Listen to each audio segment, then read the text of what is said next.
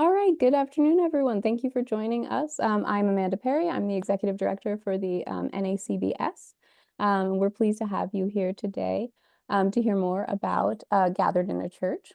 I'm just going to briefly introduce our guests today, and then I'm going to turn it over to them for conversation. So, Lori Rogers-Stokes is an independent scholar, public historian, and contributing editor for New England's Hidden Histories, a digital history project from the Congregational Library and Archives.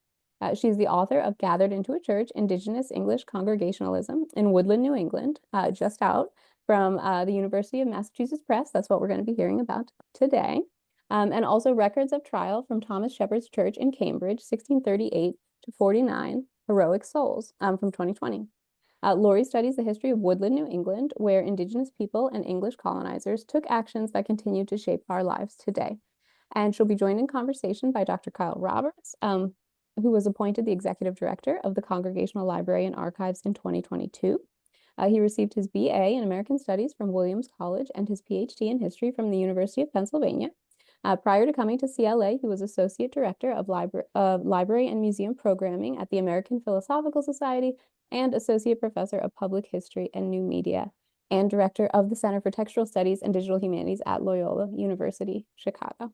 So with that, I will turn it over to you guys to get started. Well, thank you so much, Amanda, for that really generous introduction.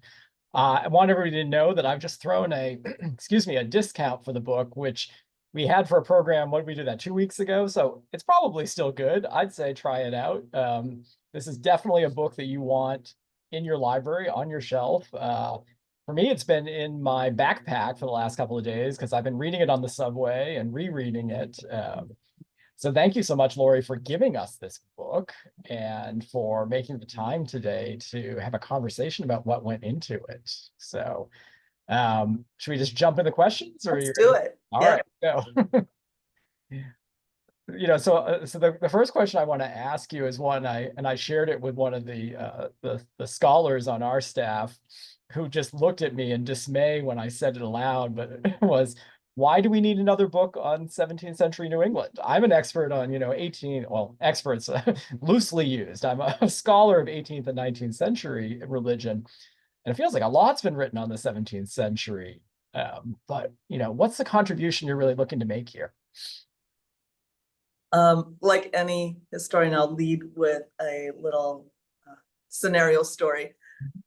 Perry Miller, the famous mid-20th century Puritan historian, said in 1930 that his dissertation director had urged him not to study the Puritans because they were played out. So I think what I'm about to say probably rings false when you're talking about the Puritans more than for a lot of other groups. But the reason we need another book is there's so much new information to share, even about the Puritans. And I have had the luck to stumble into basically what I will describe as a brand new archive of tens of thousands of pages of primary sources. So these are primary sources. I'm talking about congregational church records that have basically been lost. There, I will do another comparison. They're like the Epic of Gilgamesh, which was so well known in the ancient world, and it was lost for thousands of years. Nobody knew anything about it. And when it was brought back to light, it taught us so much about that culture, ancient Ur culture. These church records have been lost or buried away or forgotten for 1, 2 centuries, 3 centuries sometimes. Now they're being brought back to life by New England's Hidden Histories. And the contribution I want to make with this book is just to make everyone else aware of this archive, which is basically a new archive. And I do believe, I stand by my hype, that this is the most important new archive of primary sources on early America that we have right now.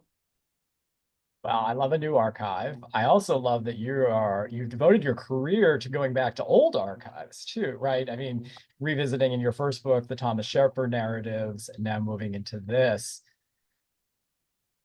Writing a book's not easy, right? You know that. You've done it a couple times now. And but they have to be a labor of love, right? I mean, to get them from the idea to fruition. So where was the origin point? I mean, there's always a new archive. there's many archives out there, but what was it that said that there was something in this archive and that this was a book that you needed to write? It was, I have been transcribing these church records from, the early 1600s to the mid to late 1800s for 13 years now. And I did it just out of the love of doing that kind of work, like transcribing these records. It was interesting, but I never associated it with my professional career. And it took a very long time. It was a very slow moving fire hose for me to finally think like, when I would turn in my latest batch of transcriptions, I would note to our editor, our beloved editor-in-chief, Helen, I'd say, oh my gosh, these records said something I've never heard before. I'm surprised how long it took me to think, you know what? If you've never heard it before and you've been studying the Puritans for so long, other people have not ever heard it before either. And there were many, things that just began not to add up. Like I began to get a completely different picture of what a Puritan minister did and his power and his lack of power. I should say congregationalism, the religion of the Puritans is what we'd say.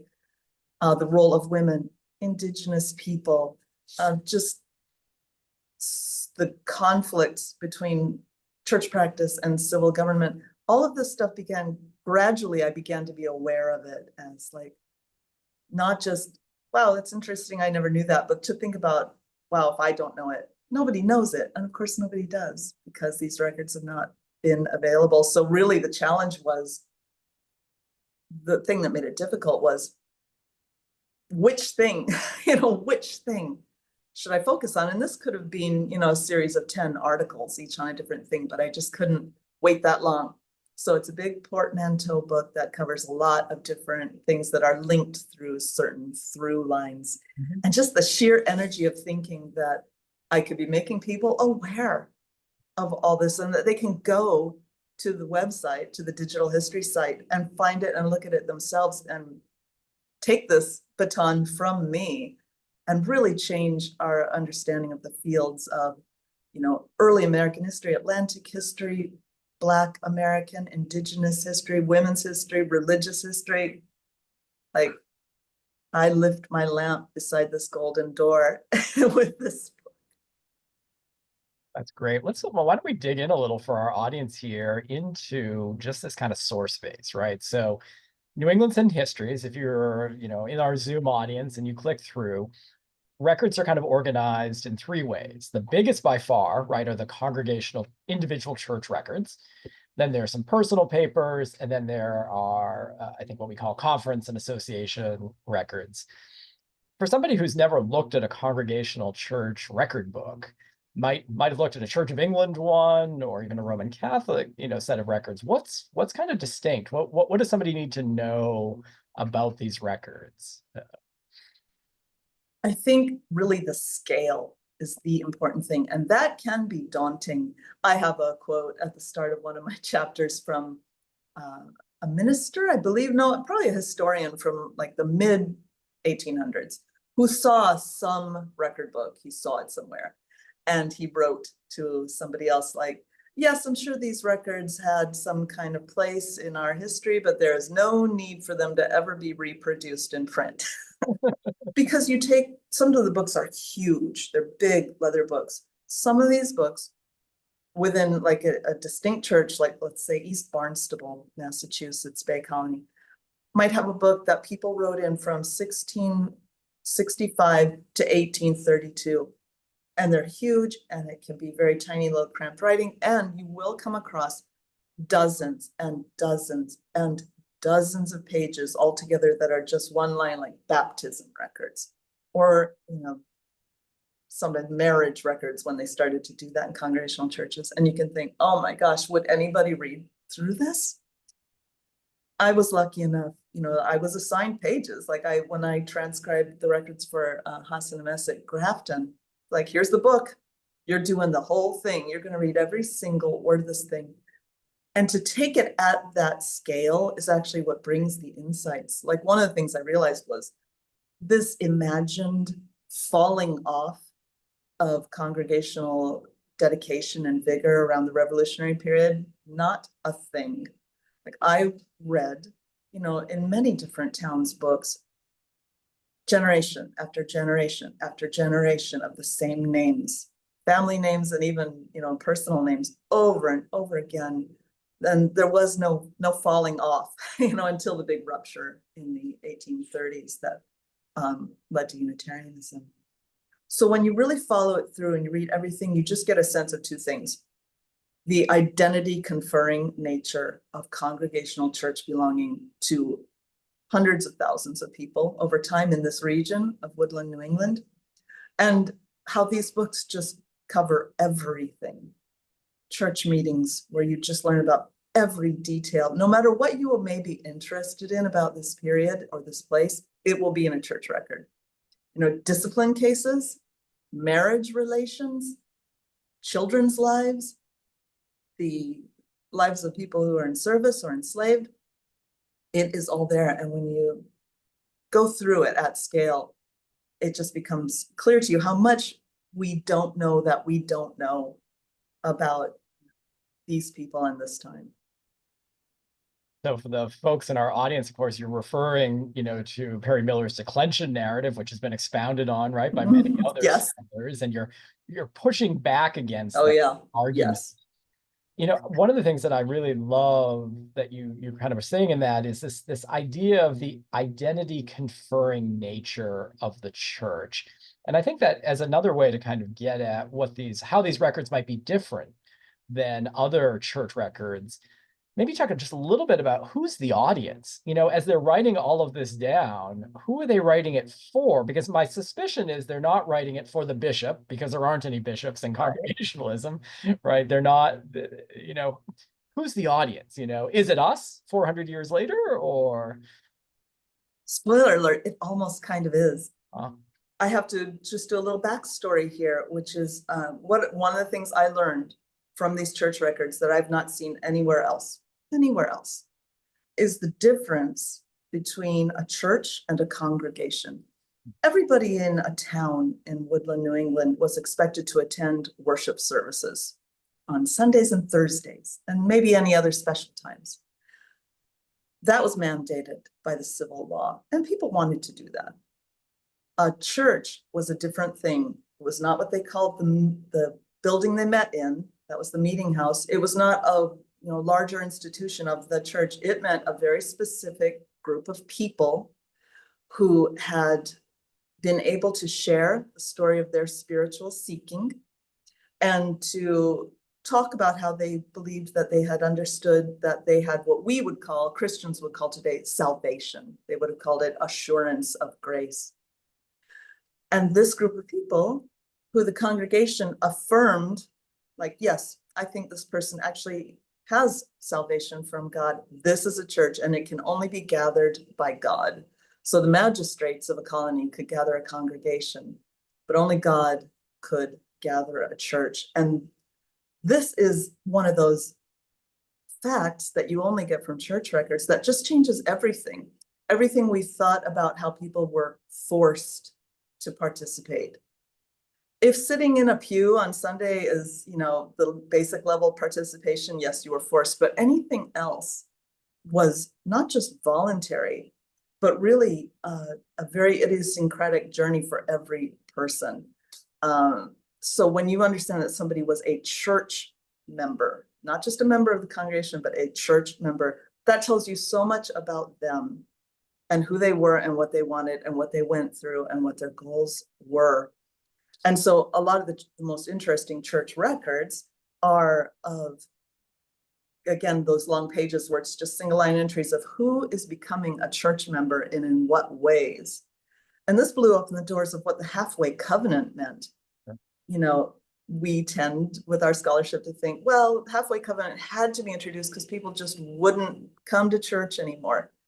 It's so wrong. It is because of the zeal of people who had not found this assurance to keep their own children within church watchfulness and within the church's embrace that led to the halfway covenant, which also was a way for people with no connection to a church to establish one, which opened the door for Indigenous Congregationalists who, in the early 1700s, whose parents or grandparents had belonged to Indigenous congregational churches that were destroyed by King Philip's War, to reclaim that congregational belonging and identity. So just even understanding that there's something called a church that's different from a congregation gives us a lot of information about the agency people felt they had to decide whether or not they pursued church belonging, who did this, how they did it, whether it was accepted or not, and what it meant. Church records were written usually by the minister of a church, sometimes by the moderator of a church meeting. And I also learned that they were considered to be almost living creatures. Like they were something that could only be written by a gathered church. And they believed that they were writing them for God, to bear witness before God of their actions, and for posterity. And I can't remember which church record it was where somebody writing in, I think the 1780s said, like, in 200 years, when people are reading this, they will see that this is what we did. So they sometimes have such energy. You just feel that energy. And the last thing I'll say, because I'm going on and on, is because they believed that the audience was primarily God, these are far more accurate and straightforward records than you usually find. These are not people writing for the public or publication or to send to London, or where they're going to worry about what people are thinking of. You get some pretty straight ahead records here of what really happened and what people really said. And that's another thing that makes them so fascinating. Well, we're going to come back to the Hatway Covenant because there's a lot more to dig into, and I'm suspecting we're probably piquing the interest of folks out there who might not know as much about it, and why it's actually so important to understanding this time period. Before we get to that, I think one of the things that I love about this book, and it's a way that I can really see using it in the classroom, is the way so many of your chapters do a bit of a triangulation, right? And that triangulation I would characterize as the original record, now digitized, oftentimes transcribed, thanks to you and the many other folks who worked on NEHH.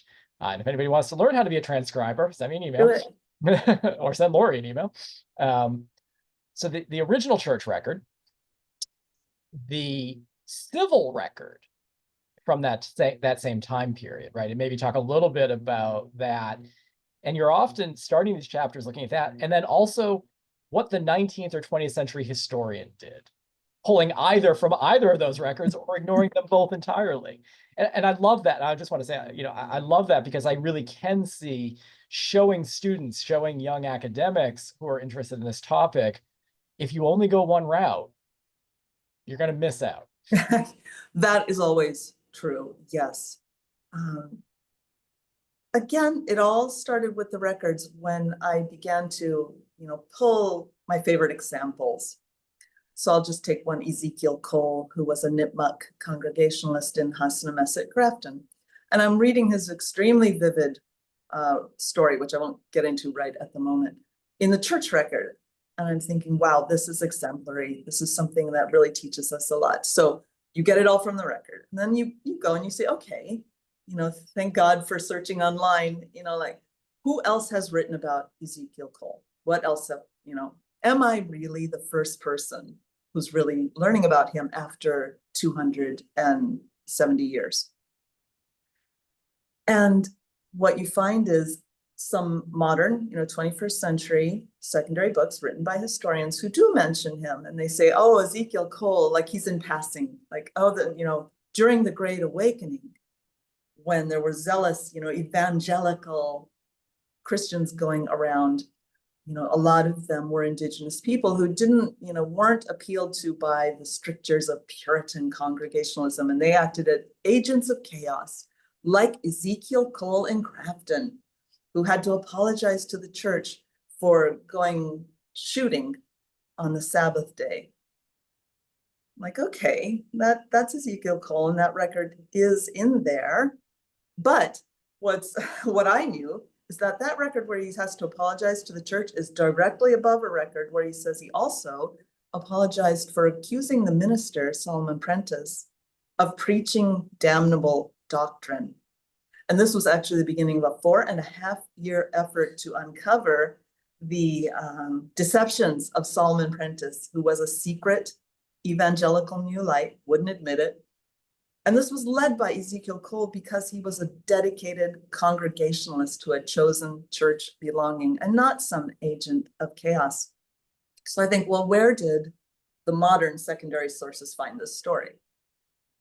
All goes back to one town history, Frederick Clifton Pierce's 1875 town history of Grafton, which, like all these 19th century New England town histories, is about 800 pages long, where he clearly saw this little part of the church record, or he saw the whole thing. It's hard to tell what he saw. He only cherry-picked one thing that worked for him. Like, here's an Indian being chaotic.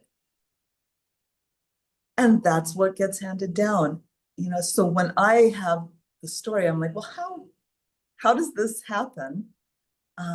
And someone else, I was at the Religions of Revolution Symposium at the Congregational Library last month, and somebody shared a similar story with me who studies Black people in Woodland, New England in the 18th century. And she said, there's this major book that is like a standard in the field.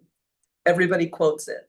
So I went and I read that book, and I thought, well, where did this book get all of its information? Turns out to be the same thing. It was relying deeply on town histories, which are not primary sources. I'm really on a campaign to resurrect our reliance on the primary source. You know, it's invaluable. And we are at a very fortunate stage right now where we suddenly have a couple 10,000 pages of new primary sources to rely on. But this is the process you have to go through. Like, you find something in the primary source, you try to find what other people may know, you trace it back as far as you can. And as you say, I also was constantly in the civil records, and I did sometimes find these people in the civil records as well. But it's always trying to track down everything. But I have consistently found that scholarship, whenever it may come from, is not accurately representing any people that it did somehow find from these church records. So the title of your book is Gathered into a Church. And we've talked about that. We've talked about the kind of distinct nature of the church, the difference between the church and the congregation, congregationalism, the kind of descendant of Puritanism by, you know, the second or third generation, has some distinct ideas about what it means to be part of a church. But your subtitle, and you've started to touch on it, is Indigenous-English Congregationalism in Woodland, New England. So let's unpack that. What's the big intervention that this book is really making? You know, there are not many books in the Congregational Library that use the term Indigenous English Congregationalism, and there's similarly not many books that use Woodland, New England. So I think there's two jumping off Yes. for you to lead us through. Yes, I should start with the double naming. Like everybody who studies Woodland, New England, I was deeply impacted by Lisa Brooks' book, Our Beloved Kin, A New History of King Philip's War. And her use of slightly different words was so powerful. Like, instead of, you know, Indigenous warriors, she called them protectors. I found a lot of that language is very important when you're studying this region. Saying colonial New England, Puritan New England, obviously it is not going back to the primary source. So the closest English approximation to what this region was called is Southern New England was the Eastern Woodlands. What we call Northern New England was the Dawnlands. So like Woodland, Eastern Woodlands. I came up with Woodland, New England, just to represent that you can't erase the Indigenous past and present and future of this place, but you also can't undo the colonialism. And I began to do that for the towns as well. Hassanemesset, Grafton, Naotuk, Natick, Nopi, Martha's Vineyard. I was deeply struck. You know, one of the worst things about colonization is renaming. The worst thing is the renaming of people through slavery. Renaming places is also very violent. There's just a single line somewhere in the massive records of the General Court from, I think, 1646 that just says, Winnacunnet shall be called Hampton. I just thought, oh, that's just so violent and powerful. So I wanted to just try to undo that a little bit. So that's the double naming throughout. And as I was going through the records and uncovering so many Indigenous people who chose and committed to church belonging at the turn, you know, as I say, between King Philip's War and through the First Great Awakening.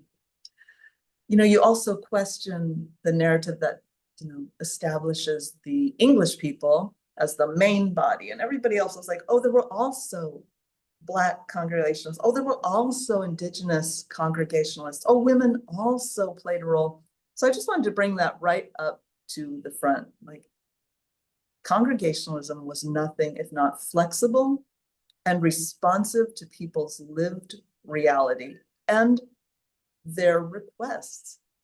And Indigenous people co-created that religion, that religious practice with English people and with Black people. So it wasn't somebody in a primary role and the others in, you know, smaller secondary roles. It really was a co-creation. It is representative, as I say, identity conferring for this geographic region and for all of the people who chose church belonging within it. In this book, I think it's fair to say that you're much more interested in evolving ideas and the evolution of community, of church in community, than maybe what some scholars, which has been kind of a popular thing among religious studies scholars over the last 2 decades, to think about something like creolization. And I wonder if you could talk a little bit about kind of your theoretical approach, right? As you're thinking about that, why is evolution as opposed to creolization important for you? That is such a huge question, and that has been the focus of a lot of really good scholarship. The whole idea of, you know, Indigenous conversion.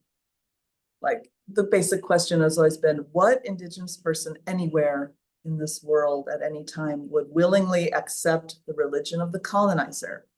It's just, it could never be an authentic choice. And I think there's so much, you know, truth in that. It reveals the violence of the situation. But we also know, and Gina Bryan is the champion of this idea, that you can't impose on Indigenous people that they must never change. They must, you know, stay within their culture of the past to be real. And what I just found in page after page and book after book, decade after decade after century of church records was Indigenous people choosing congregational church membership.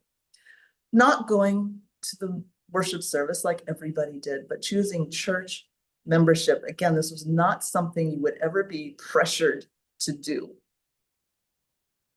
And even though we cannot ever fully understand what was going on in people's hearts and minds, because of that, I feel like it just is not possible any longer to speak for these people. I'm reading their words as recorded by a minister, yes. But as members of a church, I'm reading their words and what they said. And then, you know, hearing, well, that couldn't be true. Well, no, they didn't mean that. It was just a survivance measure. You know, what could never be authentic, because that would mean they were abandoning their culture. You know, I don't have the full answer to that, but I think that's not true. And what you also see in church records is, this came as a realization to me through someone else's comment, like, before church records are available, all we really have are like the records of John Eliot, who was the first missionary to the Indigenous people. And so all we had to study were the reactions and the approach for first generation. By the time I'm reading church records in 1740, I'm dealing with Indigenous people, Wampanoags, Nipmucks, Massachusetts, who have been congregational for 4 generations. This is their Indigenous identity and inheritance. They have not abandoned their culture. And it's as much a part of their lives and identity as anything else that we might say was more authentic. And you know, the two things that are brought up as like insuperable bars to authentic Indigenous conversion are that they wouldn't ever want to do it, and they probably couldn't ever fully understand it. And so anything they practice would be a Creole, like a mix of folk beliefs from their Indigenous identity and Christian practice. But of course, everybody does that, right? English people do that all the time. White English Puritans are carving hex symbols into their mantelpieces to keep out evil spirits. And they are carving their, you know, putting baby shoes behind the plaster of their walls to ward off evil spirits. It's always a bell curve for everybody. There's a little group who are super Orthodox. There's a little group who don't care. Everyone else is in the middle doing a mix of the Orthodox and the folk belief. And so anything you might say about Indigenous converts, you could easily say about English people as well. So it levels that playing field a little bit. It allows the records to speak more for themselves, and it changes our impression of, you know, when we say identity conferring, we mean for everybody, not just a reiteration of that mainstream white free male identity.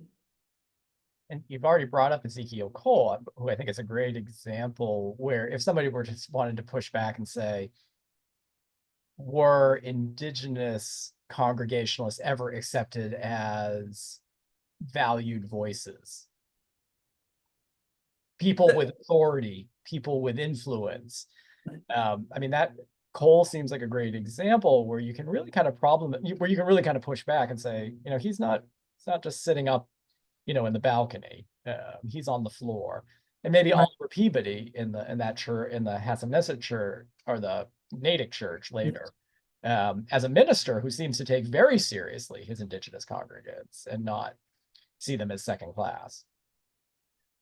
Again, the first place I go for the proof of this, and I shouldn't even say it that way. I did not begin by seeking these things. They came to me through way too long of doing the transcription. But what I finally became aware of was that when I was transcribing 75 pages of records of people being baptized and received into full church membership, and, you know, through the halfway covenant or otherwise, they were mixed on the same page, like English person owns the covenant and joins the church, Indigenous person, English person.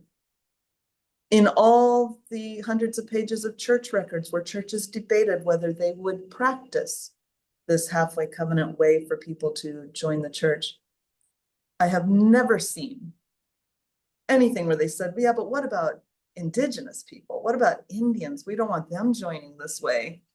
And in fact, it was Indigenous use. This is one of my theories. Indigenous embrace of the halfway covenant, like, we'll do it. This is the only way we can reclaim our church membership because our churches were destroyed. We're doing it. This paved the way and normalized it for English people to do it. If the so recent enemy in King Philip's War is now joining your church in this way, why can't you do it? And so it was mutually reinforcing and Indigenous led. And I can't remember the scholar who I quote as saying, halfway covenant use zoomed in the 1690s, which is that first generation after the war. Those were Indigenous people doing that reclamation. Not a note of pushback, of dissension, of separating those people out and like maybe they won't get baptized the same day as other people. It's all within the churches, it's all that much more level field. And one great story about Ezekiel Cole that is in the church records is during that 4.5-year fight to get Solomon Prentice to admit that he was no longer a congregational minister, Prentice, who was trying to win through a war of attrition, just stopped preaching. He would show up at the church, at the meeting house on Sunday morning, just sit there. And so many different men got up and started lay preaching, and one of them was Ezekiel Cole. And eventually the church had a meeting where they said to him, you have every right to exhort, like to be outside of the meeting house talking with people, but we don't feel you're qualified to be preaching in the actual meeting house. And so he agreed to stop. He went to the neighboring town of Montauk Sutton and made an effort to help the minister David Hall there to regain control over his church and congregation. And David Hall was very upset by this. He refers to him as a mulatto fellow who came in and laid down the smack on some people, some separatists who were trying to disrupt things there. So this leads into, a question you didn't bring up, but the workings of a church body, which is what they called it, a church body, absolutely different from the workings of civil society. Would a Nipmuc person have the same treatment in civil society? No. Were the church members who treated him with respect the same people who would treat him with disrespect and discrimination in the civil world? Yes. And this is one of the mind-bending conundrums that I uncovered, this strong basis of love and kinship within the church body that pushes the boundaries of race and sex, that is completely practiced by this group of people and then abandoned by that same group of people when they are in the civil world. And it's, I have no explanation for it. I originally, in some first drafts of the book, I called it a parallel universe. And I got some pushback on that as being over dramatic, but it was a parallel universe. The same people would act very differently in the two settings. Well, I want to be aware of time. So we've had, Oh. I love this conversation. And for those of you in Zoom land, please, if you have a question, you can raise your virtual hand or go ahead and type it into the chat.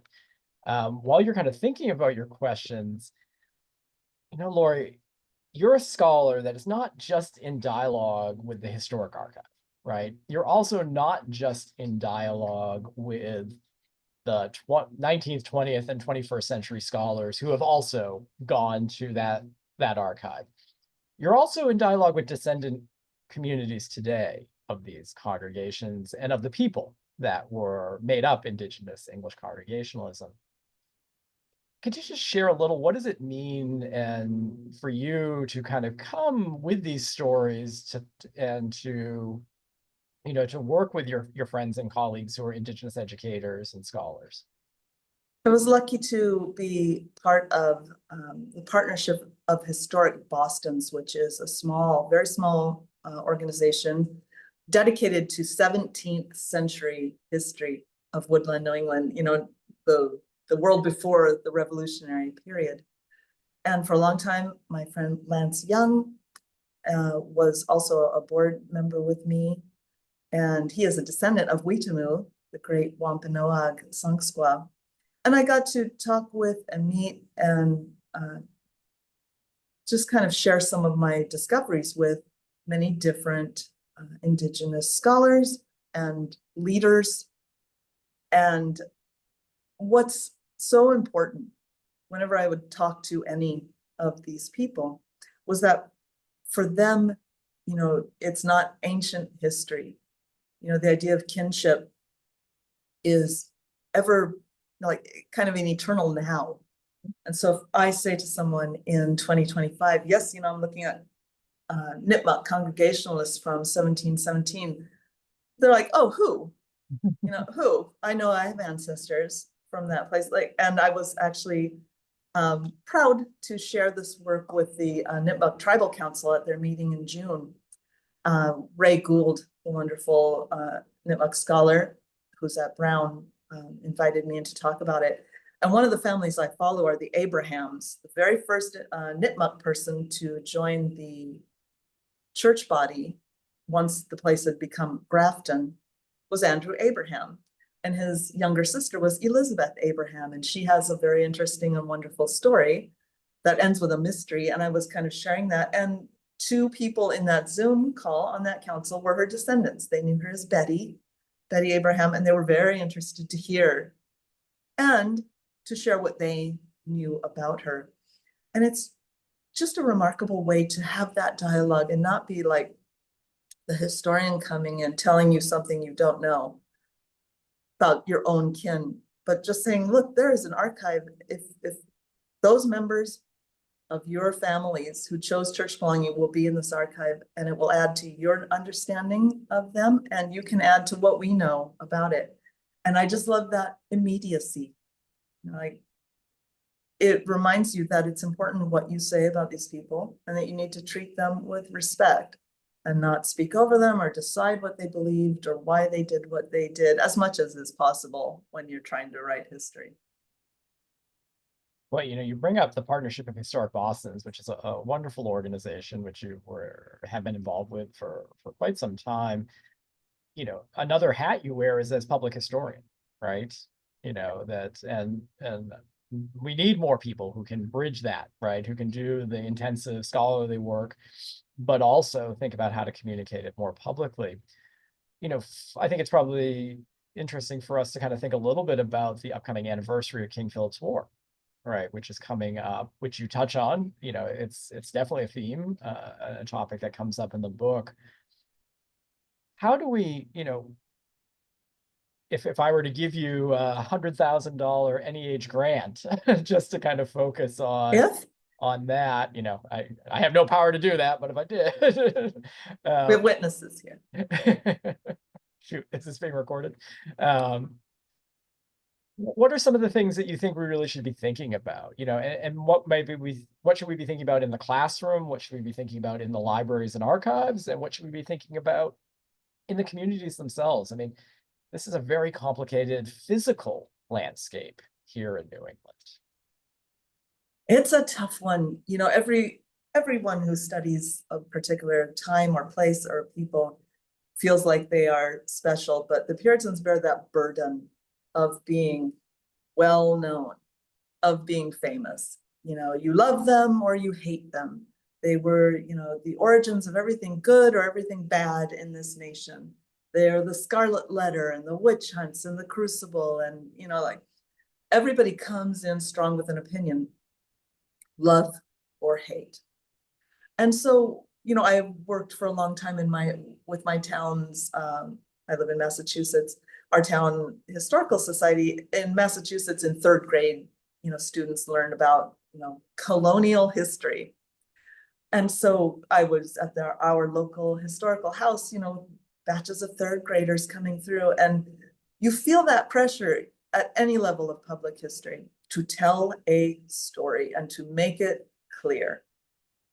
Good, mostly good. You don't want to come at people with a negative story, but trying to bring in some of the questions. And I think the pressure of that narrative is strong, and our relatively small database of primary sources before hidden histories means that we refer to the same things over and over and over and over again to reinforce the narrative. And even when you try to change the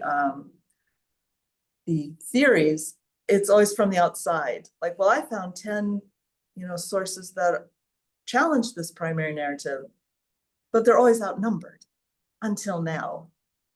Now we actually have, a very huge database. It will take until 2075, which is when King Philip's War will be, have its sad anniversary, to even crack into the vastness of this archive. But finding a way to say, you know what, we don't know the whole story. And this is what I would tell kids at the historic house. I would say, we don't know everything about the people who lived here. That's what you will do. You will help us to figure out new things. You'll find out. You'll help add to our knowledge about what was really going on. And my takeaway, when I think of King Philip's War and Congregationalism, there was a path forward. Congregationalism was idealistic, but it was a lived ideal. People who practiced Congregationalism really created something unique, unusual, and positive in the colonizing period in Woodland, New England, that had natural affinities, unplanned, unacknowledged, with Indigenous culture. And that path was not taken. it was so not taken that you think it was impossible that it ever could have been. But these records show me that it could have been. There was an opportunity. And so if we can revisit that opportunity and say, you know, the Puritans did not come here hell-bent, dead set on destruction and racism and greed, that they chose those things when there was another choice that they had created themselves, then perhaps we can make a different decision than they did and impact the future so that by the time we hit 2075, we may be living in a better situation. That's a very ambitious goal, but it starts with everybody going to that website. I think you put the URL up for, and starting to take a look at this.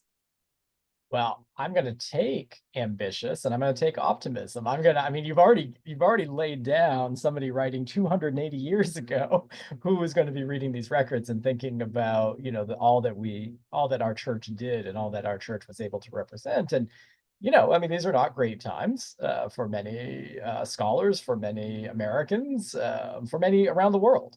So I think it is good to remind ourselves that there's a long game here. And it's good to be thinking what we can do to work towards that. I do wonder, you know, your answer there kind of brought me back around to an argument you were making a little bit earlier, and it's about that conundrum. And so that conundrum that the colonies had a civil system, right, that you argue was incompatible with the congregational ideal and reality. You know, and what do we do with that? You know, is that part and parcel of what happened here, that if we think about King Philip's War as a breakdown in civil relations, but not a breakdown in religious relations? Or am I overly simplifying that? Well, it's, you know, you have to oversimplify it just to ask the question. There's no other way.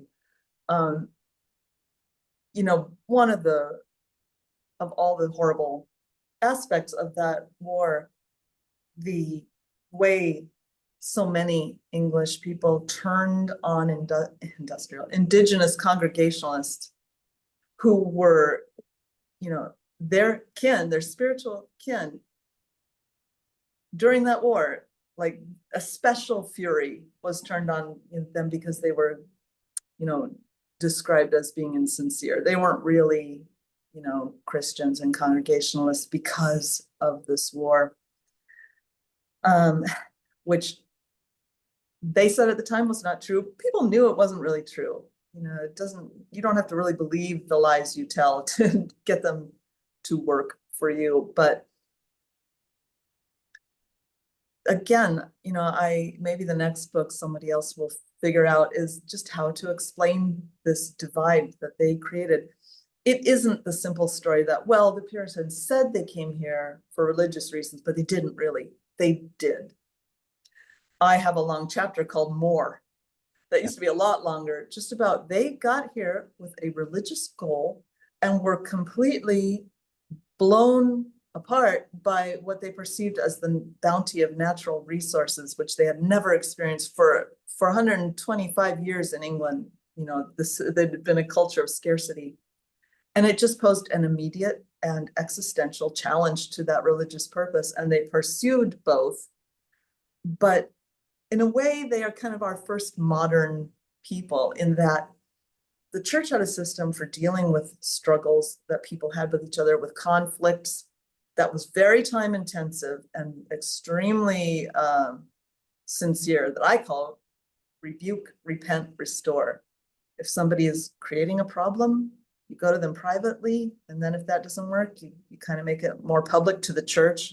Like, why are you doing this thing? You're in a body. If one person's going off the rails, that's injuring the whole body. You can't just get rid of that limb without, you know, harming the entire body. And that idea of reciprocal relationship. We are all about what we do with and for each other. Our actions impact other people. That matters more than your individual fortune. You know, John Winthrop in 1641, when the first Body of Liberties came out, he had pushed against it. He had said, we don't want some code of law where you appear before me in the magistrate's court and I open the book and I say, okay, you committed this crime and you do this punishment, the end. Let's keep it moving. It's like, no, we need to do what the churches do, where you have a long process of talking to a lot of people over a long time till you get to real repentance, so that harmony can really be restored. And there aren't lingering negative feelings, and you don't end up in court again, and you really try to resolve it. And everyone voted him down. They said, we can't do that. Our population's too big. We've got to move faster. There's got to be a more efficient way. And of course, the irony is the system that we live with that they started is, of course, super inefficient and really slow and ineffectual. But there's just that tension throughout the records of people deeply feeling the identity of reciprocal care. And then almost you get the sense of them feeling like there's just no way for me to bring this into the civil world. I can't bring it into the civil world without impoverishing myself or losing in some way. It just seems impossible. You think, well, they must have just been religiously hypocritical. There's no way you can do both. You can't do both. But they did. So they were not being hypocritical. So, I haven't read every church record. There's got to be more information on how they were actually able to live this bifurcation out there. Well, you masterfully brought us around to, a real through line in the book, which is that idea of that kind of better elaboration of understanding the disciplinary process and the goals of it. And you nicely remind us that it sadly remains, 300 years later, an ideal for our society, and one that we don't quite get. I think I heard you say that's a book, understanding why those two tensions existed was a book for somebody else to write.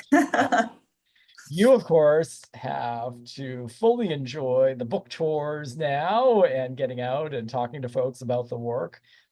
Is there something else? Is there another project in the back of your mind? I realize, again, I want to say you should enjoy the moment. You should not I'm enjoying the moment. The treadmill of trying to, or the hamster wheel of producing, more and more. But well, I make a big claim in the book that people who, it's against the declension argument. Yeah. Like people who use the halfway covenant did that because they were super dedicated and they didn't want their children to fall out of church community, even if they were not church members. And so I set out to prove in a single town of Hassanamesset, Grafton, that people who gained church membership through the halfway covenant, that it did persist throughout their lives and to their children, because we've got the records to figure this out. So it has been a big database project of, just line after line after line of this person and their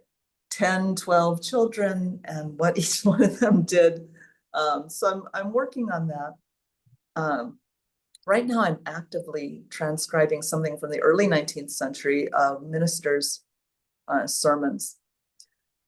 And it's like every negative thing you think about the Puritans. Like, oh, I'm going to go on for 50 pages on one Bible verse, and it's all going to be about how awful humanity is and how you should fear God's judgment. You definitely should, and you should spend your life in fear and hate this world and just live for the next world. And that too has gotten me thinking, like, oh, I hate even just, again, I have to read every single word of this stuff. Oh my gosh. But again, how did this kind of fire and brimstone, that was so rare. I've transcribed sermons before and people's sermon notes, and that kind of hellfire, you better be scared kind of sermon is actually not the usual topic for a congregational minister who's standing up in front of people he knows well, who has to look in their eyes and tell them that they're, like worms. And so it didn't happen as often as you think. So when it did happen, how did people take that? As I'm writing the words, I'm like, how did people hear this? What was their actual lived experience of hearing this over several Sundays? That would be interesting, interesting to try and find more on it, find the record of the sermon, as you say at NAHH, Hidden Histories, and people's sermon notes. Like people are taking notes on these sermons, and if the two could ever go together, that would be really interesting. and you're selling another great part of NEHH, which are those auditors' notebooks, and you can see. And often we don't know who wrote the notes. Right. One of the things that they're anonymous, but it's the minister delivering is certainly not anonymous. Another part, which I love and why I hope you really do, and you're a master of serendipity, right? Of starting something and finding, a really important way into it, is the difference between a manuscript sermon and a printed sermon. So much of our history has been written from the printed sermon. Yes. And yeah, those are the anomalies, right? Those are not the, minister might deliver 500 sermons, in a career. One might get published, 499 don't. and the one that gets published is so self-conscious. Let me clean this up and make sure it has Hebrew quotes in it and makes me look very learned, perhaps.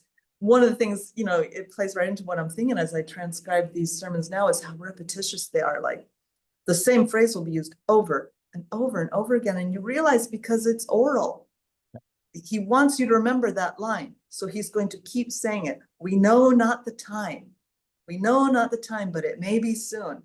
Like you'll think like sometimes like one or two sentences, like I have transcribed this 6 times in these 10 pages. That's how it is. And that's the kind of thing that's cleared out. When it's published, you're not going to do that. But when people are sitting, listening and taking notes and you are preaching and you're seeing people are writing and you think maybe people didn't get that. Maybe I was going too fast. Let me go back to that one more time. We know not the time, but it could be soon. So yes, so much more to find. You know who does know the time? Amanda. Amanda knows that our time of judgment has come. No judgment.